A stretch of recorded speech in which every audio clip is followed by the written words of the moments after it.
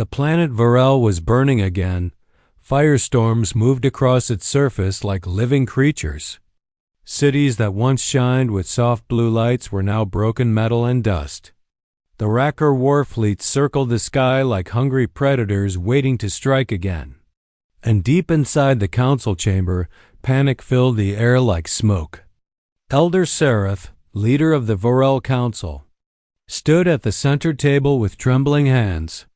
His voice cracked as he said, "We have no armies left, no shield left. No hope left." The other council members lowered their heads. Their soft silver eyes full of despair, they had sent messages to every ally. Every neighbor, every friend, no one answered. No one wanted to anger the Racker. No one wanted to die for Varel. Then Seraph did something desperate, something foolish, something forbidden. He opened the broadcast range far beyond their region. He sent a distress signal not only to known allies but far outside their borders, out into uncharted space, into systems the galaxy rarely spoke about, into a place the Council called the Silent Edge. No one expected a reply. Everyone knew the Silent Edge was filled with primitive worlds. Young species, weak civilizations, no one there could help. Some laughed bitterly when Seraph activated the beacon. Others cried quietly, believing this was their final day. The message traveled across the void for hours, then days, then weeks. Varel kept waiting. Each sunrise bringing more smoke, more ash, more fear. Racker warships descended lower every day, confident their prey was already finished, and then, without warning, every screen in the council chamber flickered on. A simple voice spoke across the speakers, calm and steady.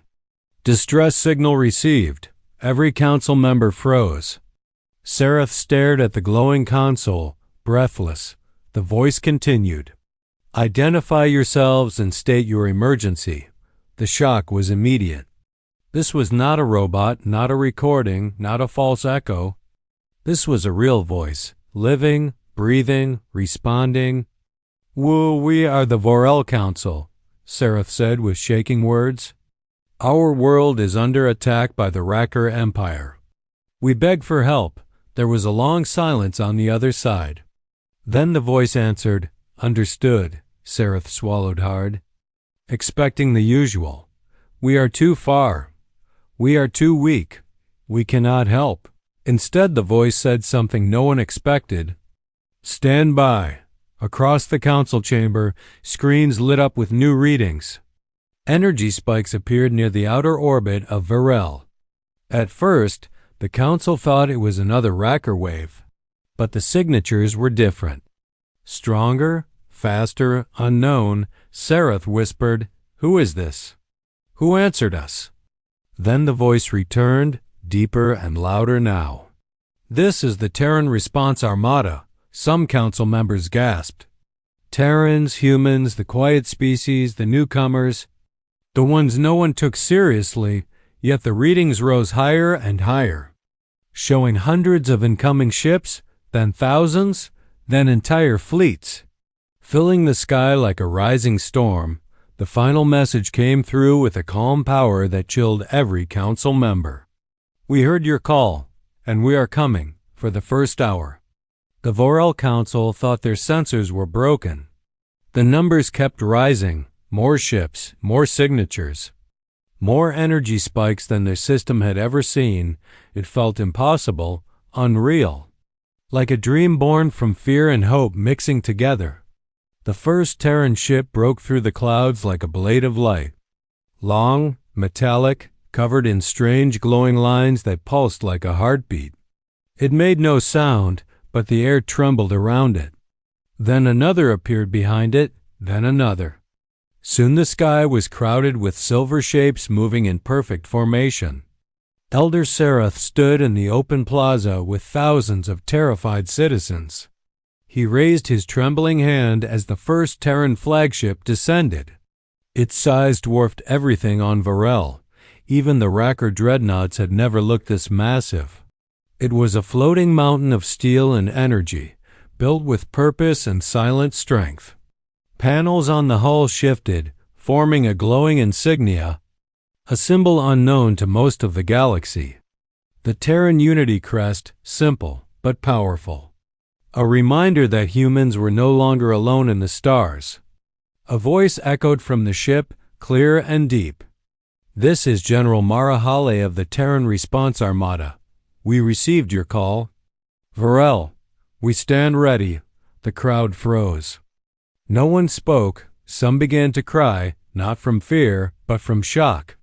Help had actually arrived, and not just a scout team. Not a single vessel, but an entire armada. At the edge of the system, Wrecker warships shifted formation. Their commanders watched the new arrivals with growing confusion. This was not what they expected. Vorel was supposed to die quietly, quickly, without resistance. "Identify the newcomers," a Wrecker captain ordered. His crew scanned the Terran fleet and grew pale. "Unknown class, unknown weapons." "Unknown defenses," the officer replied, "but their energy output is extreme." In the council plaza, Elder Sereth stepped forward. He took a deep breath and spoke to the Terran flagship. "General Hale, why did you come?" A moment passed before the reply. "Because you asked," she said simply. "And because no one else would." Sereth felt tears form in his eyes. Not from sadness, but from something deeper, a kind of relief his world had forgotten long ago. The Terran flagship extended a shimmering ramp. 10 armored human soldiers walked down with precision and calm confidence. Their armor glowed with faint blue lines. Their helmets reflected the crowd. Even their steps felt heavy with power. One soldier stepped forward and removed his helmet. He had strong features, sharp eyes, and a calm expression. "My name is Commander Aiden Cross," he said. "We are here to secure your world," the crowd whispered. Sereth bowed his head in gratitude, but Commander Cross raised a hand gently. "No need to bow," he said.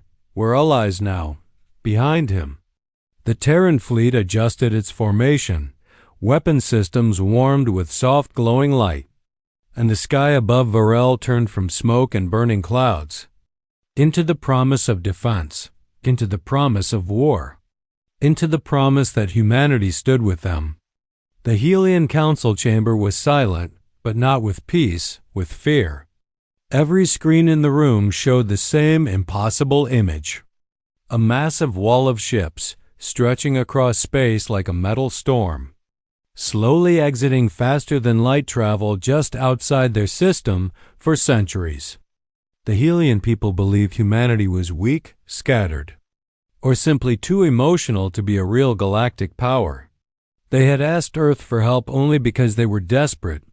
No one had expected humanity to actually answer, and definitely no one expected this.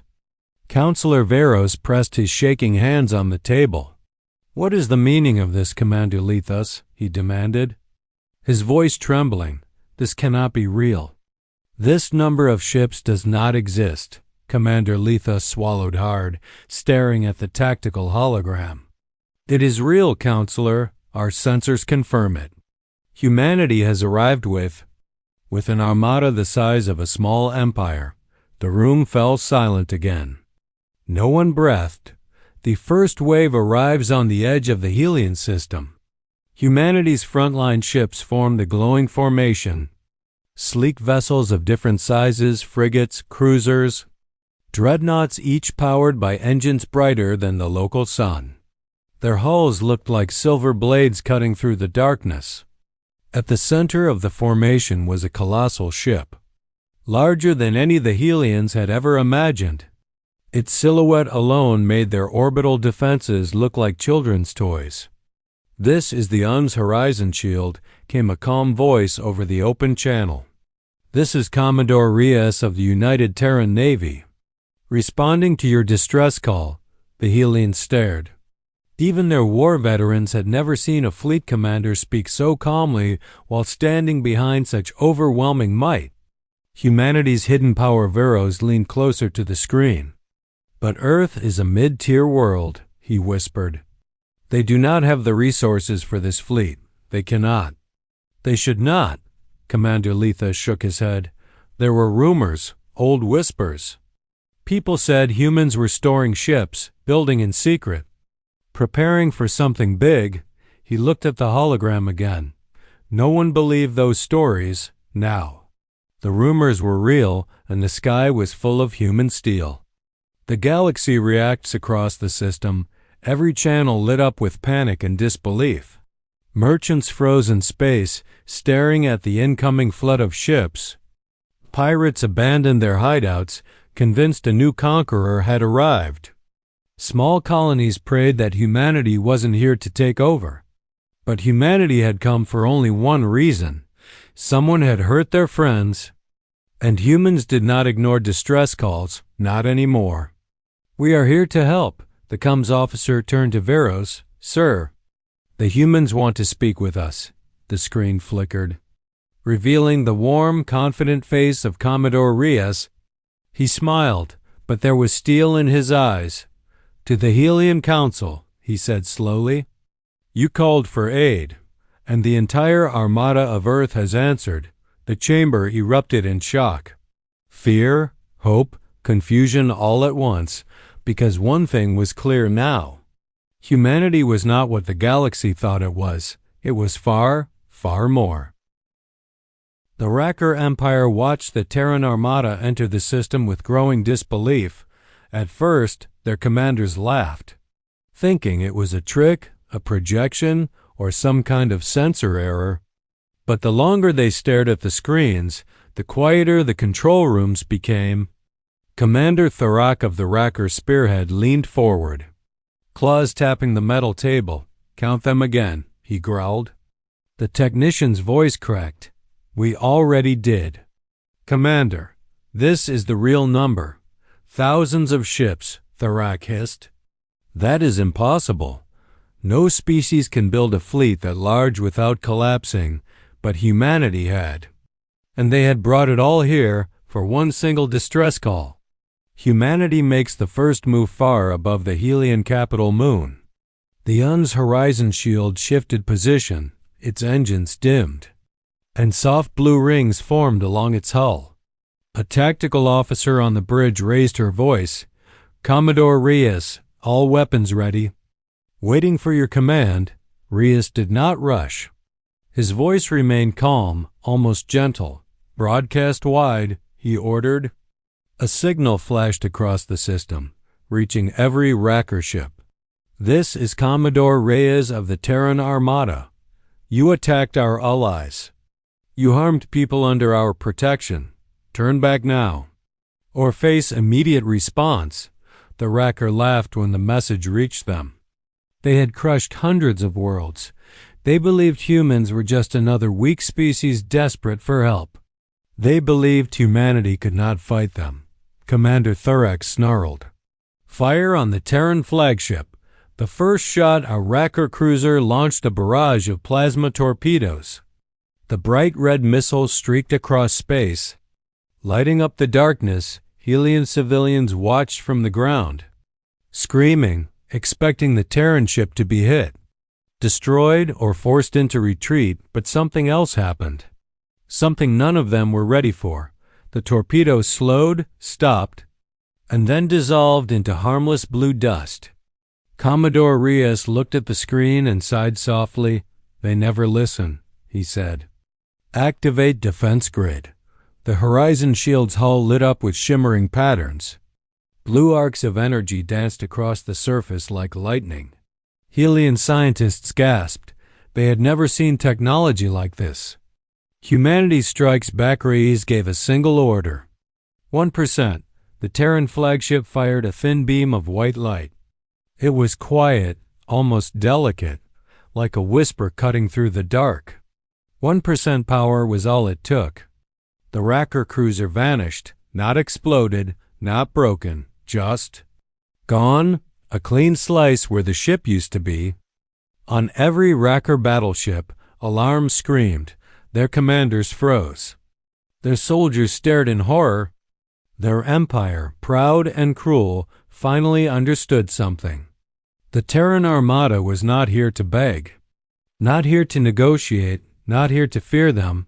Humanity was here to end the war. The destruction of the Wrecker cruisers sent a shockwave through the entire system.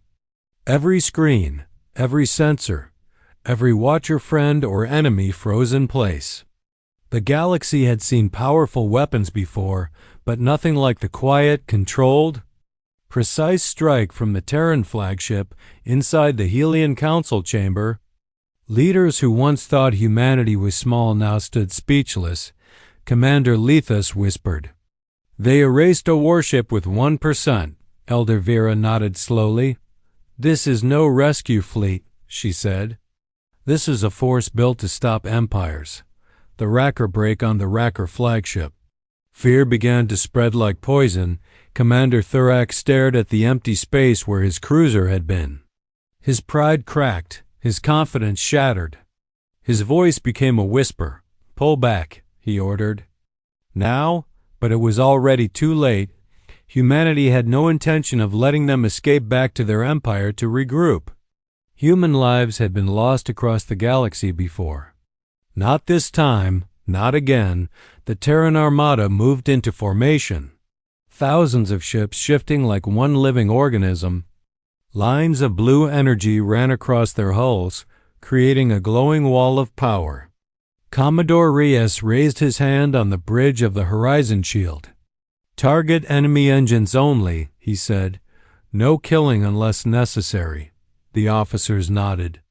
Amazed as always by humanity's strange mix of mercy and strength, precision fire the sky flashed. Beams of white light cut across the battlefield, silent and clean, one by one.